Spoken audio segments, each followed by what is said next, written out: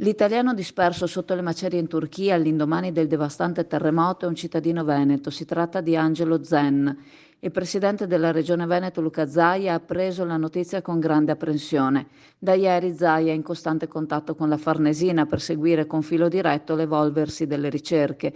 Ora chiede alla stampa e a chi informa di fare il massimo per tutelare la famiglia in queste ore complicate. Nel frattempo in Turchia sono giunte squadre di soccorso da ovunque, anche dall'Italia.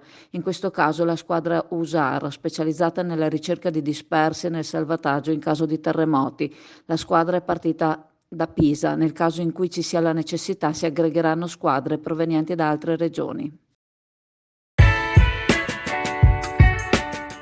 Passa all'Indiga a trascorrere una pausa in relax e vista mare.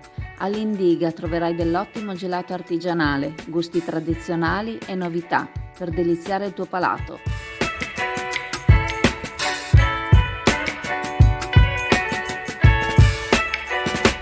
Indiga a Sottomarina ti aspetta.